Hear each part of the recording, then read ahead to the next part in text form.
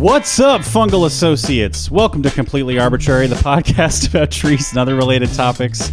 I am one of your hosts. My name is Alex Crowson. I'm also a host. Sorry, I'm here.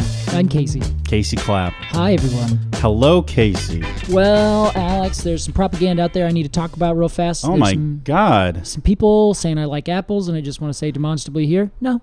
I saw the propaganda that you're talking about. Yeah. Do you want to explain what happened? Well, I'm dating this woman. Her name's Carrie.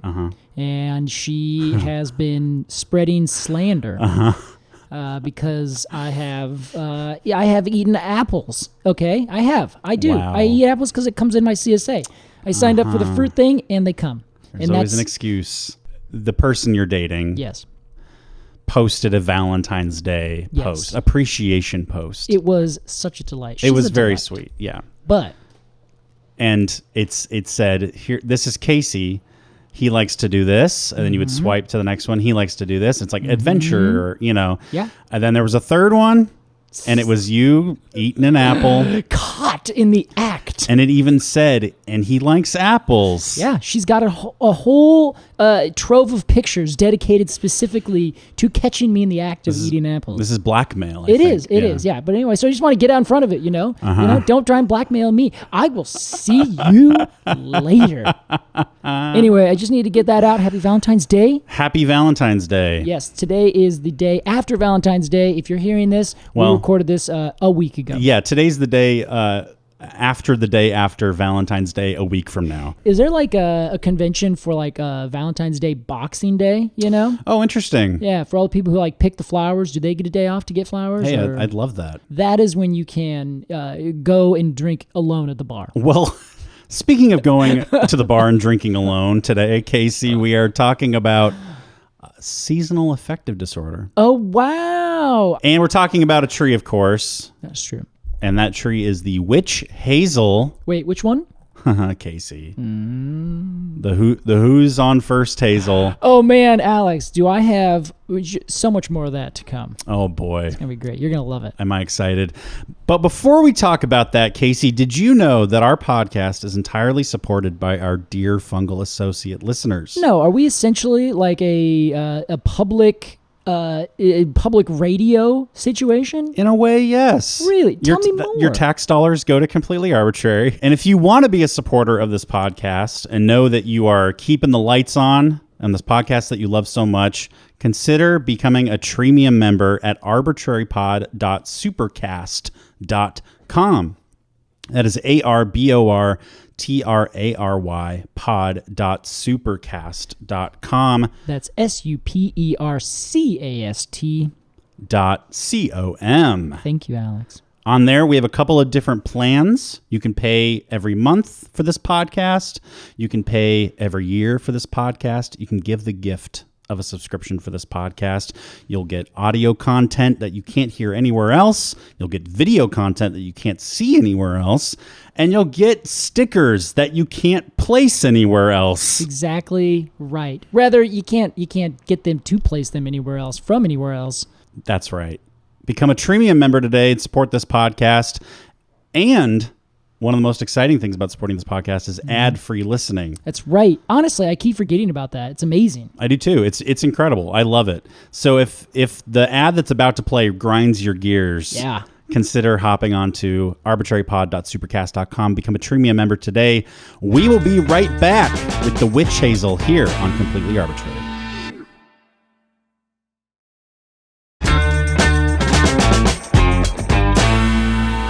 Welcome back to Completely Arbortrary. Today we are talking the Witch-Hazel. Casey, scientific name for the one that we're talking about today?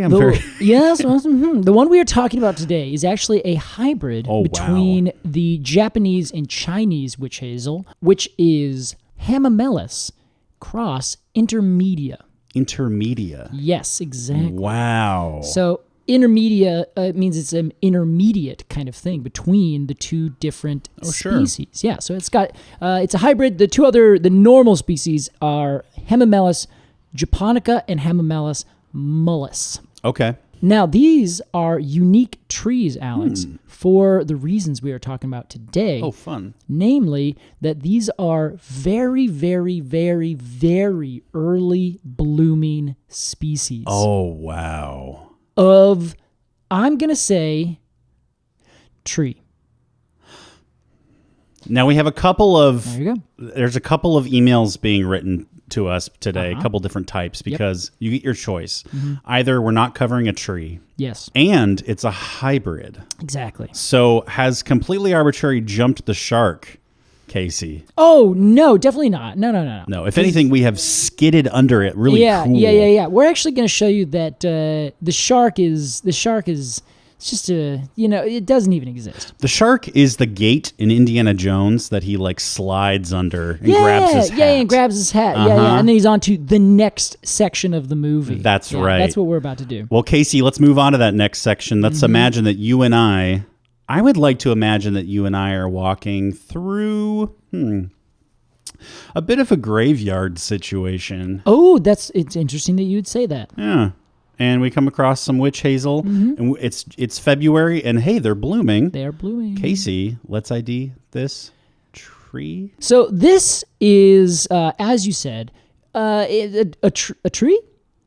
Yeah. And the only reason that we can get there is because it technically gets above 15 feet, So you can look at it and you can say, yeah, that's a tree. Yeah, okay. It's one of our bars for entry. Exactly. It is at least another arbitrary measure that we can just look towards. By the way, entry is spelled E-N-T-R-E-E. The other bar for entry being a single stem. Exactly. And that's where this starts to kind of like get a little squishy. Okay. I have always known these trees as being a single stem at the base, but then almost immediately it splits up into multiple different larger limbs coming out from that one base, or it splits out and they kind of go up and then out. Okay. But usually it is only that one single base. It's not like a normal hazel, like Corylus. Our native species here is the beaked hazelnut. There's also a native one over in Europe called I guess they just call it the common hazel there. And they are shrubs that grow up and grow out. We talked about the European species, Corylus avellana. And they just have multiple stems that come up. Like they're big looking things. You can't quite say, yeah, that's a tree.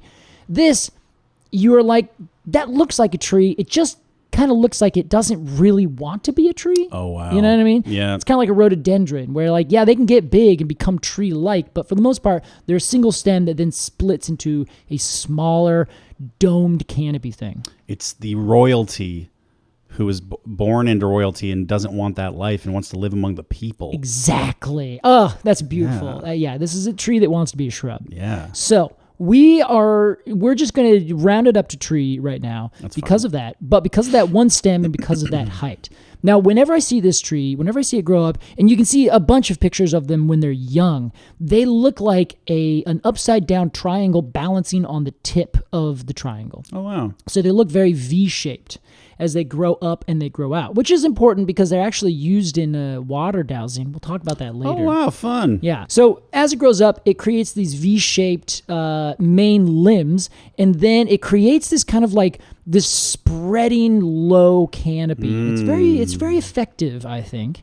And in summertime, you'll see these nice big leaves. It's alternately arranged. These leaves are maybe about 4 inches long. And what's interesting is that they have veins that come out. And each one of those veins kind of angles like a very sharp V towards the tip of the leaf. And so near the base of the leaf, there's no vein that goes out and hits the edge, hits the margin of the leaf. So for the bottom third or the bottom half of the leaf, there is not really, there's like a vein that's just running parallel with that side of the leaf. Does that make sense? Interesting. It looks like it's a leaf that was cut out of another leaf. That's such a great idea. That's perfect. Everyone's like, whoa. You cut out the rest of the leaf. Yeah, yeah. Which is like, no. This is what I look like. Like maybe it would make sense if we saw the rest of it, but it's like just the top half of another leaf. That is perfect. Well said.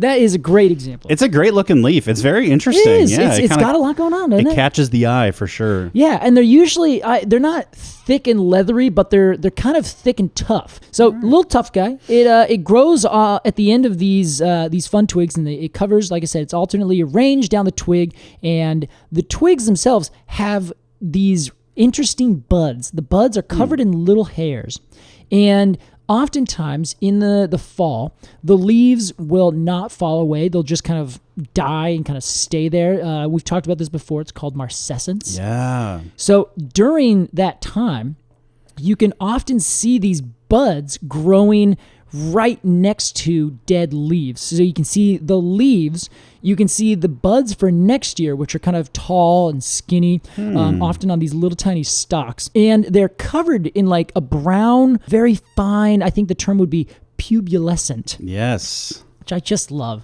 Little teeny tiny hairs. It's not pubescence. Yeah. It's pubescent. Exactly. It's like adding an eta to the end of a Spanish It's word. exactly the same thing. Yeah. Okay. The UL, just like if you say something is dentate, that means it's got essentially triangle-like serrations on the end of a leaf. But if it's dentulate. If it's dentulate, that's tiny little triangles. I love it. So it's really an adorable little thing, and they have these flower buds that kind of come out, and they look like little bells. Those they're just these little circles, and so it looks like this little kind of stem comes out, and then it just has these little circular balls just right at the very tip. That's the flower bud? Those are the flower buds, yeah. Okay. So again, often in fall and early winter, like December kind of early winter, you can see leaves. You can see the flower buds for next year. Wow. You can see the vegetative buds for next year. And assuming it's old and it's already done this before, you will also see the fruit, which is this adorable little capsule that grows just underneath where all these other new buds for next year are. And this is something I love about this particular plant, is that you can see fruit from the most recent year, which explodes out. It basically dries and then kind of cracks, and then kind of the seeds just go wing, fly off everywhere. Interesting. Next to the fruit from this most recent year that is still maturing. Next to the leaves from last year that are dead, on stems with all the vegetative parts and components getting ready for next year. And guess what, Alex? What? You go 2 months later, then you can also see them blooming as well. So the tree essentially is it's like a rolling review, I guess. I don't know. It never goes from one phase to phase 2 to phase 3. Yeah. It's always kind of finishing up its last phase while it starts its next phase, and it does that with multiple phases all at once. Oh, the fruit, Casey. Mm-hmm.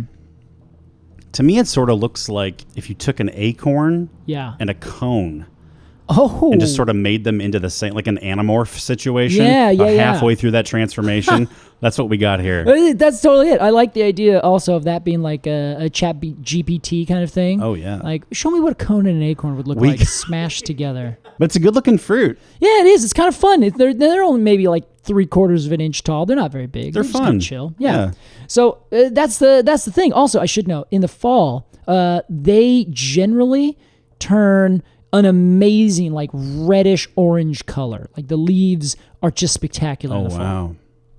Now, Alex, I want to talk about the flower. Yes. You'll notice that we kind of skipped over the flower real fast. Is this our piece de resistance? It is our piece de resistance, I believe. Okay. Because the flowers are amazing. They're incredible. Have you seen these in real life? Oh, yes. Yeah. Okay. What about you out there? Have you?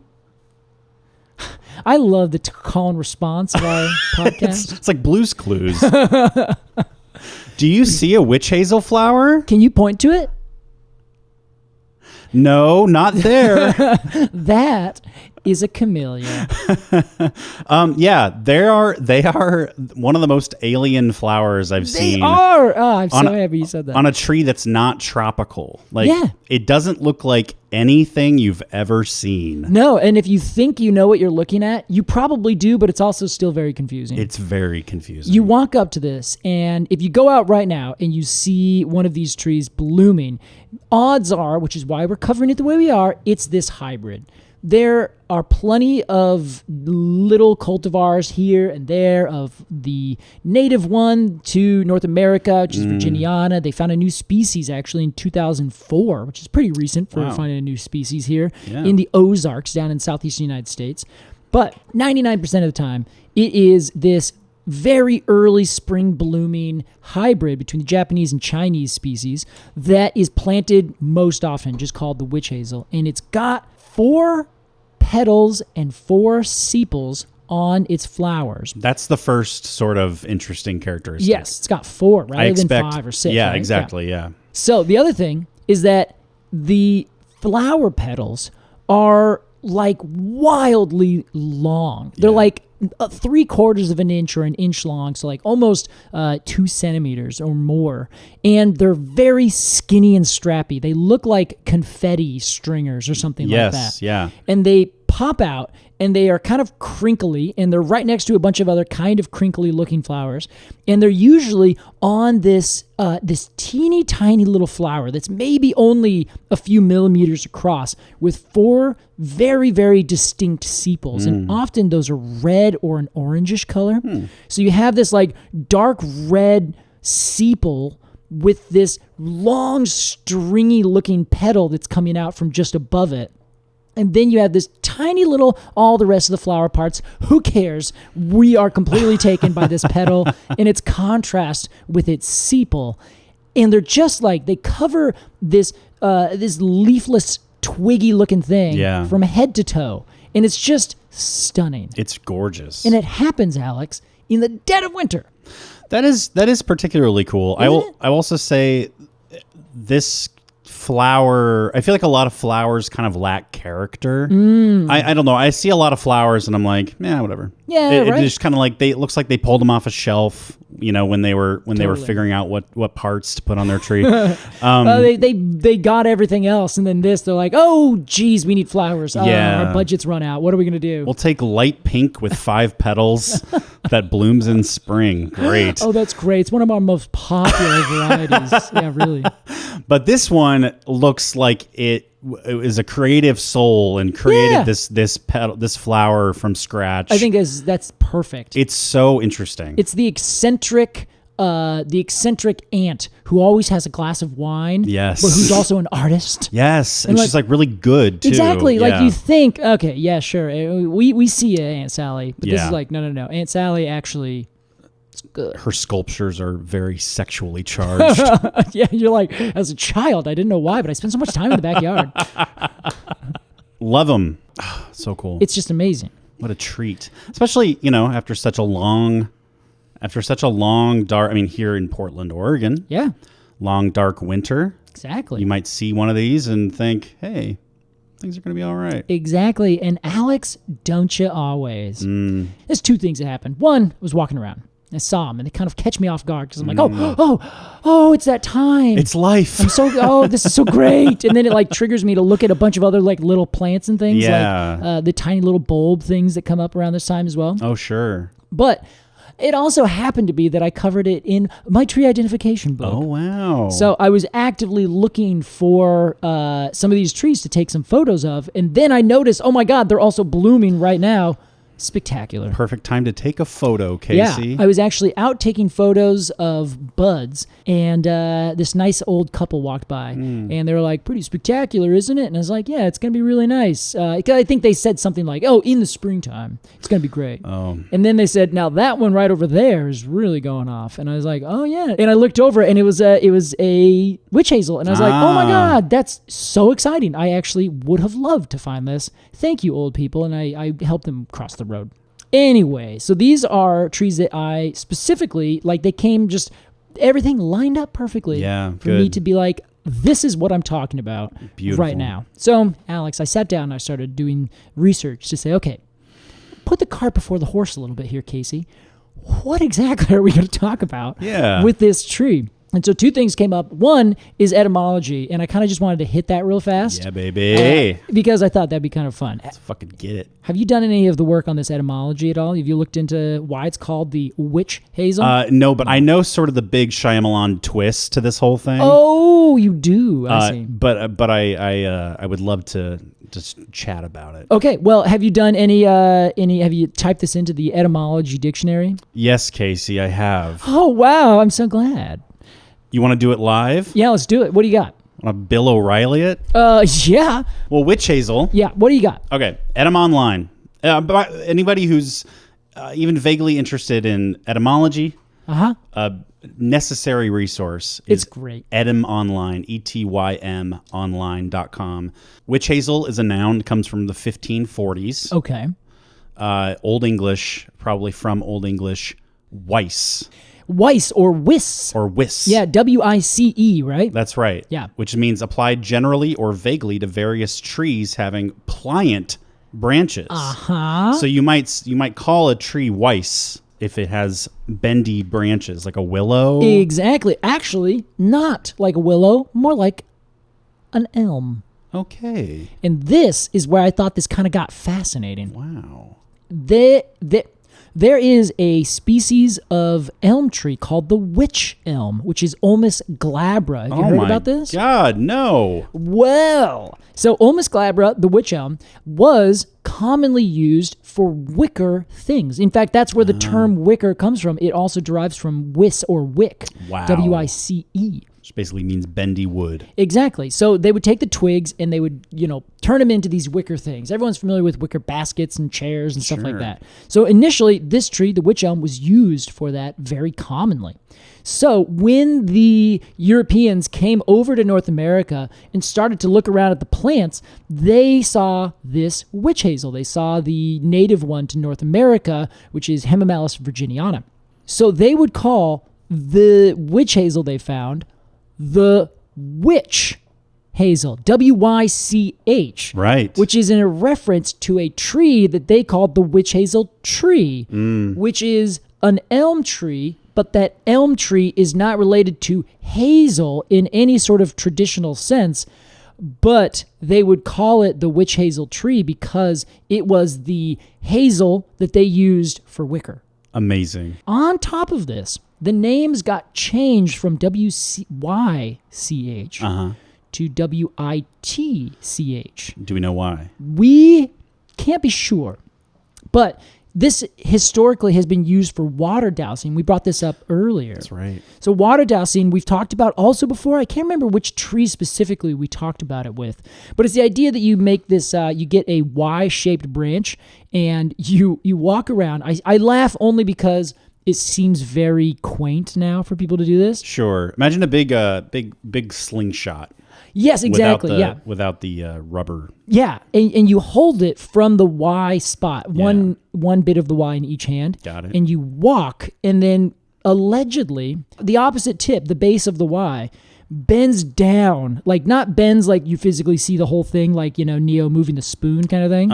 It you're holding it just tightly enough that if there's any amount of force that's pulled on it, it will rotate all the way down in your hands. I'm reminded of a Ouija board. Yes, like, yeah. You're not really pushing it, but you're like letting it sort of. Well, you are. Exactly. Someone is pushing it. You know, like it's happening. Right. So that is, it's kind of like that, except ideally, allegedly, it is somehow figuring out where there's water.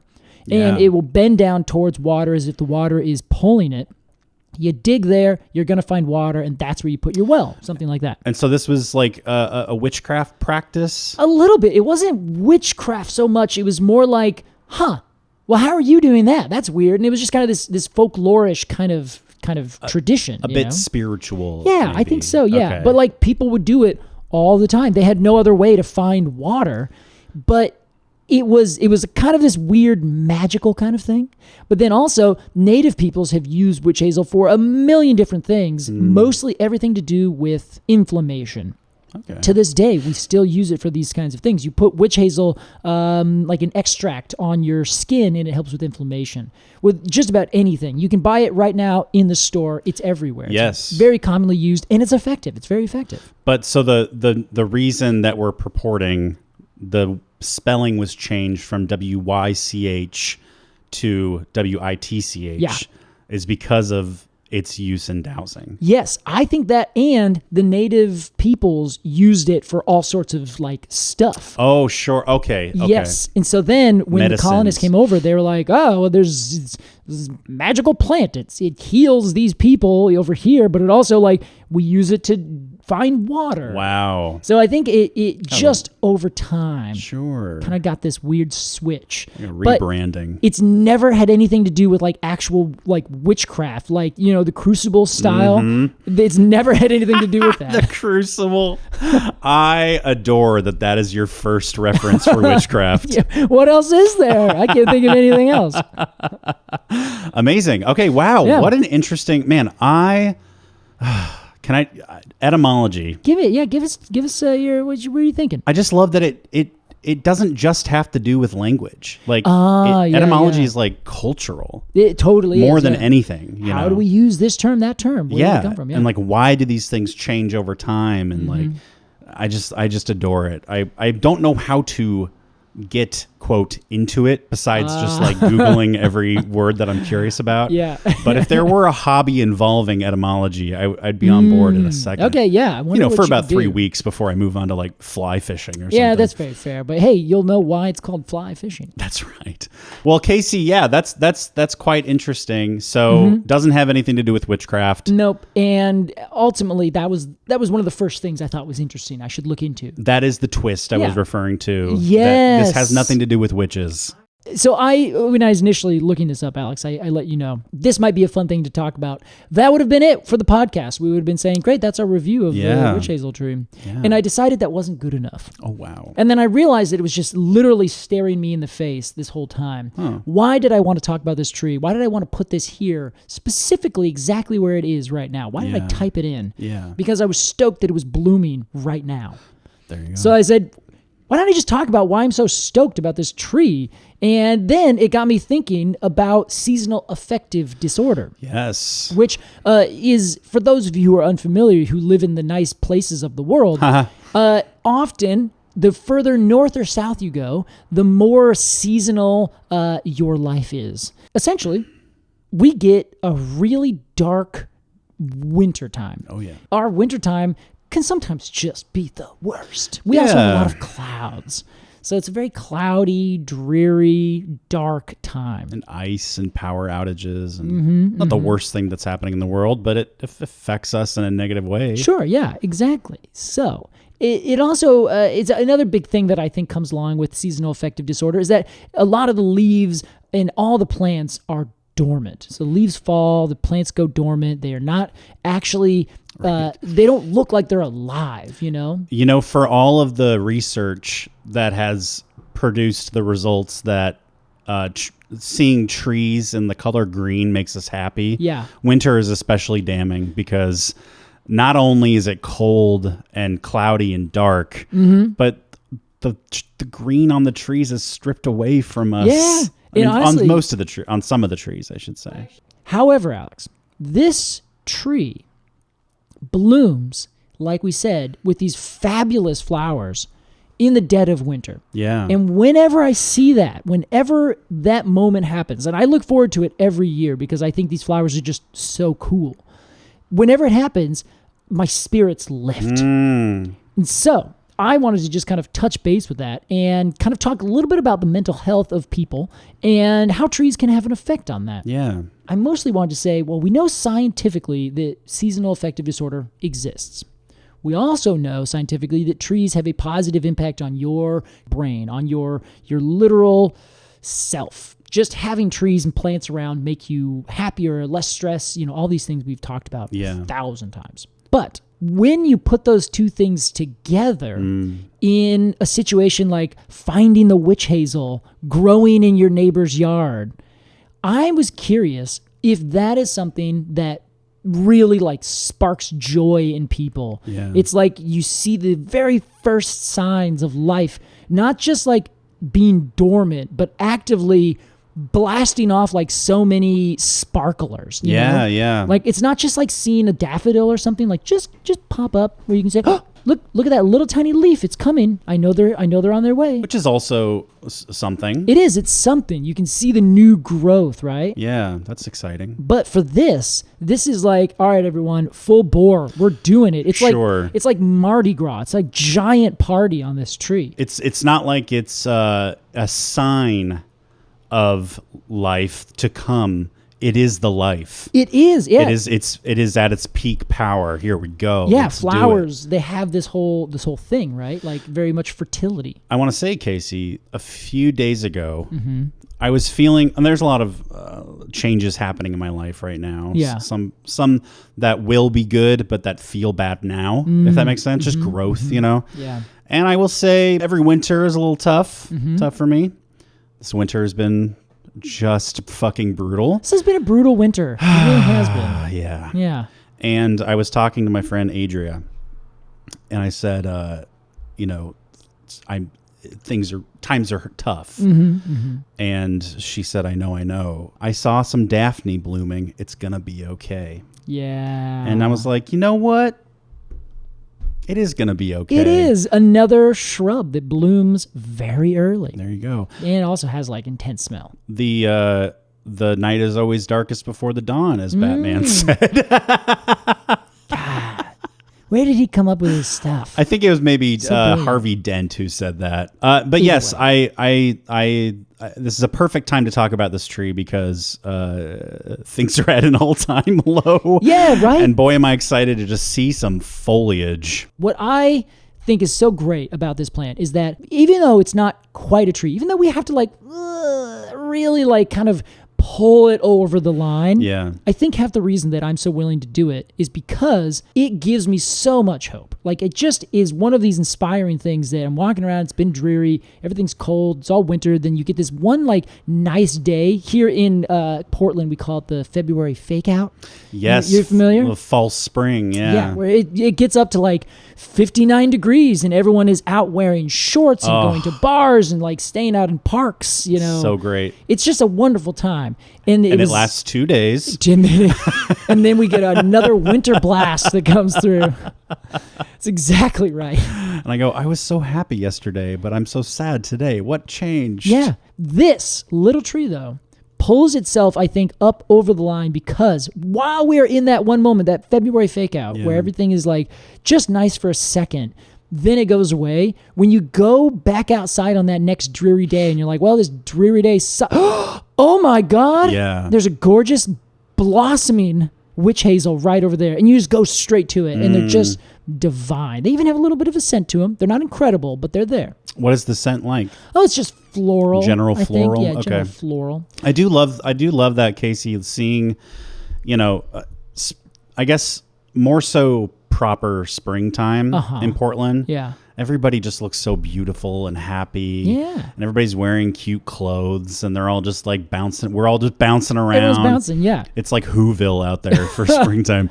And I so often will like stop to look at a flowering tree and inevitably another, maybe a couple will be walking by and also stop and we'll talk about the blooming tree because it's so nice to see that after the darkest days. Yeah, I mean, that's exactly what I wanted to ask is see if you had the same kind of thing. Oh, definitely. Because it's like, it just makes me wonder if like as a duty to people that live a certain distance to the north, you shall plant a bunch of witch hazel everywhere so that everyone does not like...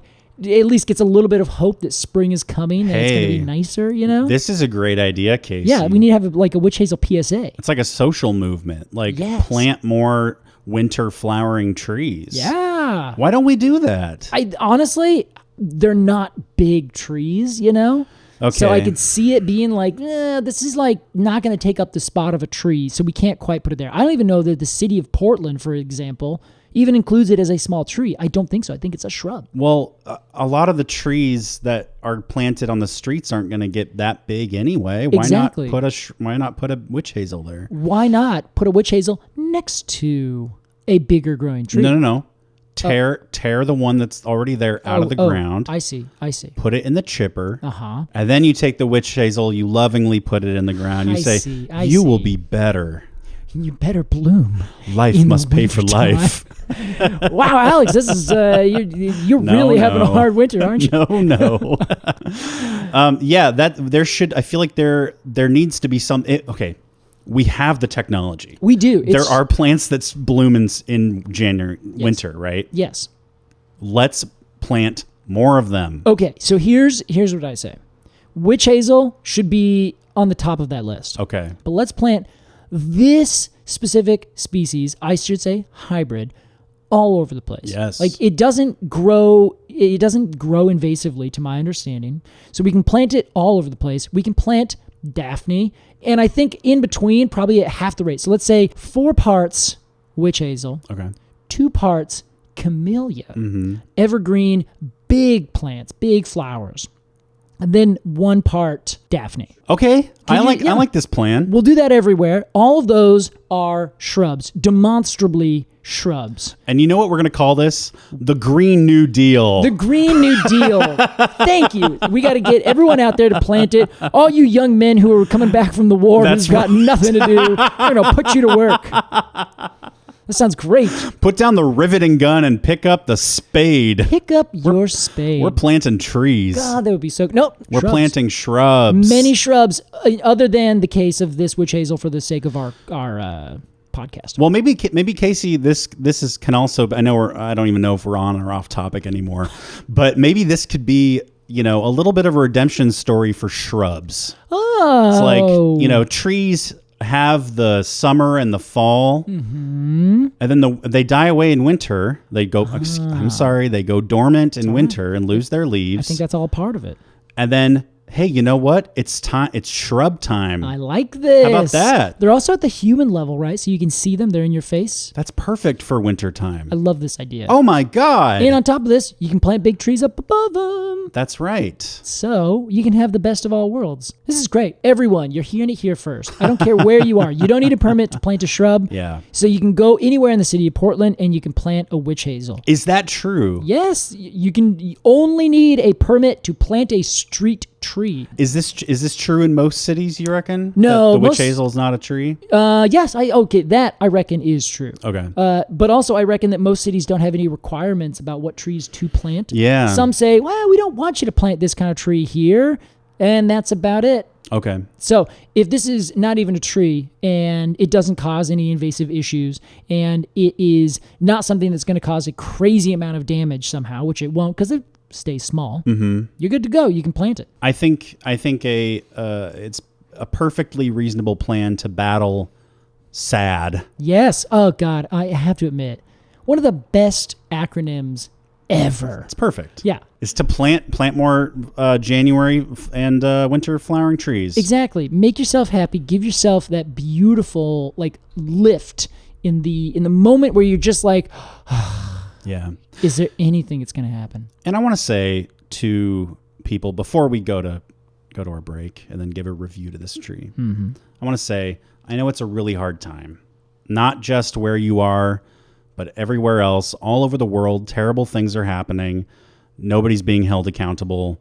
It's bad. Yeah. But I don't want you to kill yourself. And I know that's a bit straightforward, Casey, but please don't. There are so many options and so many resources. This is a really hard time of year, especially every year. But you have people that love you. Deep down, I believe this to be true. Yeah, I think this is very good to note. And I think it's also helpful just in terms of mental health to go out and look at the plants around you. Yeah. Because I think we know as a society that that's a big part of what's missing. Yeah. So if we are able to walk out, and I know it's not as easy for everyone, but if you can, if everything sucks, just go walk outside for a little bit. It will help. The worst place you could be right now is glued to your phone. Yeah, exactly. Inside. Yeah.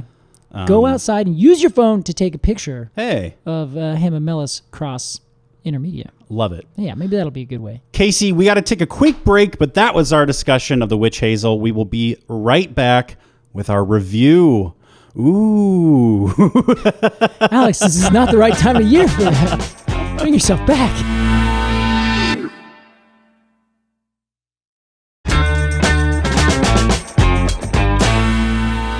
Welcome back to Completely Arbortrary. That was our discussion of the Witch-Hazel.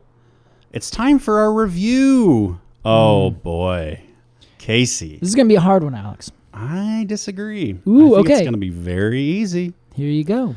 Here's how it works. We're going to give some final closing arguments on this tree and then give it a rating of 0 to 10 golden cones of honor. Casey, Alex, as our resident expert, will begin with you.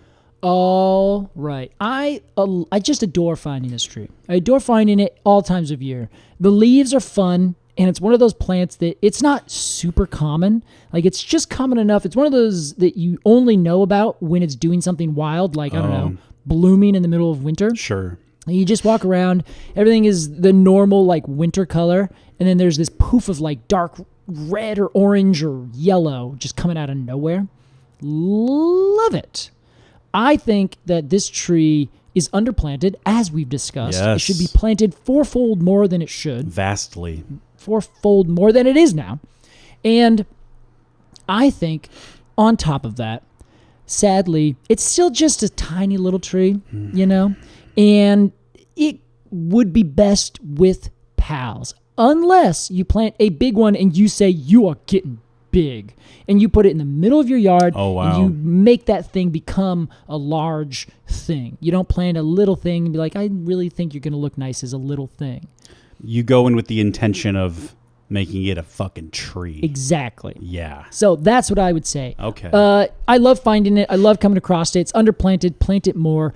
As a tree, though, it is not quite the tree that I think you should be planting alone. Plant it as a group with other things that will, you know, do more tree stuff. Because I could watch, if I looked outside and I saw an entire field of witch hazel all in bloom, I'd be like, wow, that's amazing. Yeah. That's really cool. But I think if I also saw a forest of trees doing something else, I would be like, wow, that's really cool and like way more intensive, and I like that better. I'm going to give it a 7.2. Oh. I know that sounds low. I know it sounds low. But Alex, this is as high as I can go for it being something that we have to pull across the line because it makes us happy. And I love that it makes us happy. If it didn't have these flowers, it would be easily a 4. Hey, as a shrub, though, that's top tier. Top tier shrub. Okay, so witch hazel. Mm-hmm. Our reviews are going to be so different. Alex, this is what's important. This is why we do this. So here are some things I love about the witch hazel. Okay. It has interesting etymology, and it's not just named after a European man from the 1700s. Yeah, that's helpful. It has and also the etymology is like has a cool backstory to it. Okay. It doesn't just mean something cool. It's like, ooh, there's some evolution to it. That's fun. Mm-hmm. It also doesn't mean what you think it means. Mm-hmm. That's really cool too. Even better, yeah. The fact that this tree, if I'm being completely honest, I didn't even know there were trees that bloomed in winter. Hey. So this is a big get for me. Yeah. I'm like, wow, that's huge. Because not only does it not bloom in the spring, it blooms in the saddest part of the year. Yeah. Which is great. Witch hazel is great. Yes, witch hazel is great. That was good. That was so good, Alex. So under the radar, you didn't even notice. Yeah. Man, I'm proud of myself. Yeah. I love that. And I think we should plant more of them all over the place all the time. But I like what you said about, like, they're not necessarily a statement piece. Plant them along with something else or under something else.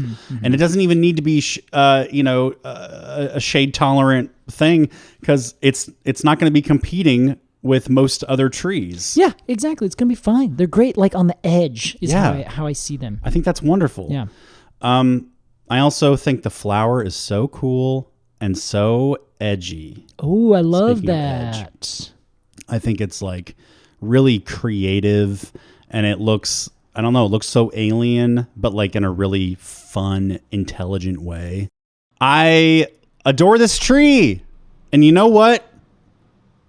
I'm giving it a 9.2. 9.2? Golden cones of honor. Wow, as you pull your coat down. That's right. As I do my little Picard. Yeah. Jeez. Yes, 9.2. Okay, And yeah. I will say your cones are your own. I was really hoping for an Arboretum of Honor theme song today. Oh, I see. So maybe I'll just do that in my head. You know, I was going to say, man, I would love to hear a version of that that's like fully orchestrated. And I was like, wait, that's just the Olympics song. Like, don't that they exists. do that every 2 years? Casey, God. that was our review of the Witch-Hazel. Hey, we hope you enjoyed it out there. It's time to move on to our completely arbitrary AMA. And Casey, I'm having a little fun with this AMA. Oh, no. Because this is a question that's very near and dear to my heart. Okay. This one's from Katie. Hi, Katie. Katie says, what would you like to see in a tree video game? Oh. Now, Casey is going to be about as lost as I usually am when we talk about tree things. Well, it's because we have to, yeah. Even more so because we haven't had a podcast about video games for the last 3 years. That's true, yeah. But you're no scrub, as they say. You've played a video game or two. I have, yeah. I used to be expert mode on Guitar Hero. Been listening to the pod for ages. I'm a software engineer. Ooh, okay. And the other night over dinner, I was talking to my fiance about how I've always wanted to work on a video game for fun in my free time, and he was very supportive of the idea. That's a good fiance. I said the only thing I'd want to make a video game about would be trees. I love this. In this hypothetical world where I somehow have extra free time, what would you like to see in my tree video game? My only idea right now is like Stardew Valley vibes. Do you know what Stardew Valley is? It's like a little cute farming sim where you can go into town and meet the locals and things like that. Very, very, very, very popular. But you're an arborist and tree lover. Oh, in this game, you're an arborist and tree lover and have to protect the special trees of where you live from a predatory logging company. Whoa! Okay, so this is her idea so far. Yes. You have to protect the trees from a predatory logging company. That's right. Oh my God. Now, I have some thoughts. As Alex opens up a spreadsheet. Yeah, I've already got a document going. He even has a budget. I put on my little spectacles. You should go first. I should have asked you this question, Alex. Well, we're going to talk about it together. Okay, all right. This is good because, like, I am the video game guy. Yeah. But the video game is about trees, and you are the tree guy. Yes. So you'll have plenty of input. I think so, but it'll also be like, yeah, that sounds great. Well, here's my thought, Casey. How about this? A game where you are managing a forest, but you are managing every aspect of the forest. You're kind of playing God. Ooh. So you're managing, like, planting what, where. Okay. You're managing the animals involved. Yeah. And to give them a place to live, things to eat. Animals that will, a good pecking order, so you can't throw something out of balance. It's kind of like a game where, like, you will lose eventually. Like there's a timer, Okay. Like you're going to lose, but see how long you can make this forest work. Interesting. And then sort of the end game, or like if you're really, really, really good, you can just have like a forest that is working on its own. That's what I want. That's what I think the end game is. The win is that you've created a balance. Yes, exactly. Okay, so the first thing that I was initially thinking of is to add some silliness to it, because just like a strict forest management game, they actually have simulations for that in forestry school. You're kidding. No, and they are awful.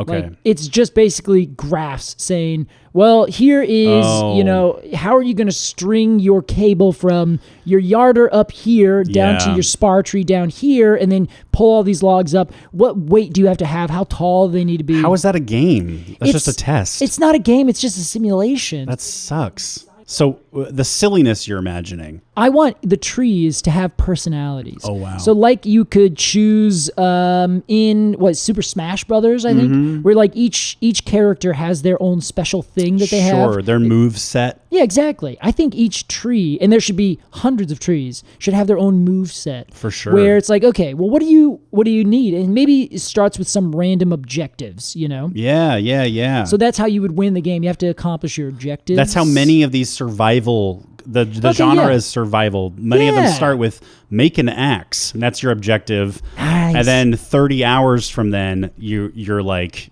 tricked out, and you have this amazing house that you built from scratch. So I think that should be the thing, but you should be like a Lorax character, the spirit of the forest, taking care of it. Casey. So I should say more like a Kodami character. I love it. So you're running around, and you know the trees, you know their characters, and you can talk to them, and you can also figure out what's going on. Like the cottonwood, for instance. Maybe one of the things is, hey, you need to, now that you have this big forest, well, guess what? You don't have any birds in your forest. So you got to start getting birds in your forest. What are you going to do? And then you don't have to like log it, but you can kind of move through and say, okay, cool.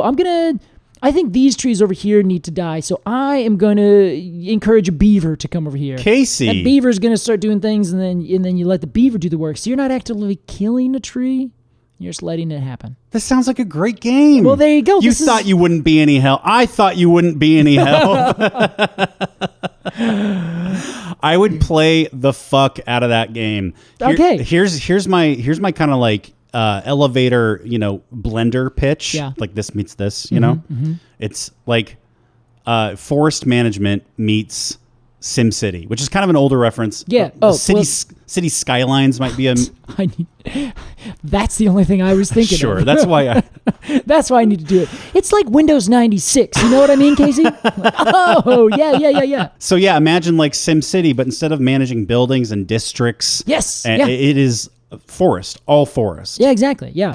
And I think I also would play that game because it'd be fun. It'd be fun to like figure out where you're at, like, ooh, I want to manage a forest in the tropics over in this area. And you can do all of them. That's your DLC. Downloadable content that you sell for more later after the game is popular. Go. Yeah. It's like the game Tropics. Yeah. Yeah. Oh, beautiful. So yeah, instead of getting little pop-ups that say there's a traffic jam in the southwest corner of your city, you might want to. It's like all of the deer are overgrazing the willows. Yeah. Stuff like that. Exactly. Well, you're going to have to encourage habitat for a wolf. Yes. And then a wolf comes in. Yeah. Thank you, Katie, for your question. I could make a whole podcast about that. Yeah. Casey. Hey, that would be great. Hey, if you've got a question for us, want to hear us blab at length, join up and become a Treemium member at arbitrarypod.supercast.com.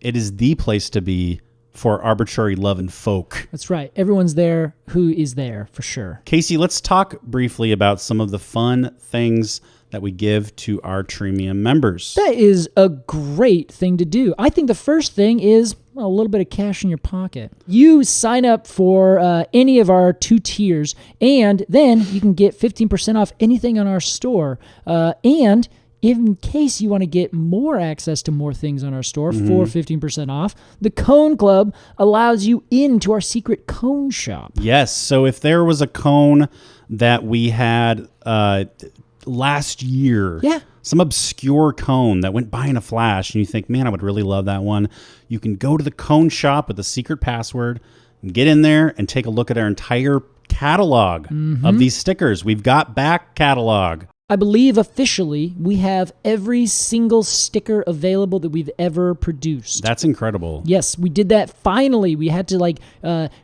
pan it out a little bit to make sure we didn't overload ourselves. Yeah, for sure. And buy 10,000 stickers. Although we would love to. We would love to. You can also get a ton of extra bonus audio content. Sometimes these episodes run a little long, and I will just go snip, snip, and grab what we call an appendix, and I will put it up on the Supercast, stuff that you cannot hear on our public feed, and ad-free listening. That's right. For our entire back catalog and our entire future catalog and all bonus episodes right in your podcast app of choice. If you want to use Spotify, Apple Podcasts, Pocket Casts, we support all of them, I believe. That's exactly right. You just upload that, follow that new RSS feed, and you're good. You got everything. Casey, it supports the show. Exactly, and you can also ask all these questions to us. Yeah, or just DM us. Slide into our DMs. Yeah, Why exactly. not? Works for everyone. You never know what might happen. Casey Clapp. Alex Crowson, another great job. Thanks for sharing how trees affect you. Oh, yeah. Thank you for sharing how trees affect you.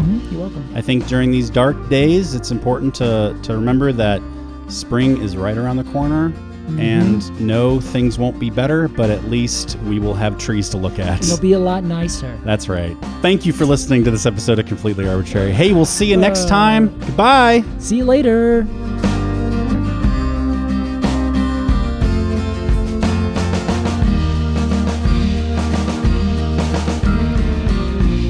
Completely Arbortrary is produced by Alex Crowson and Casey Clapp.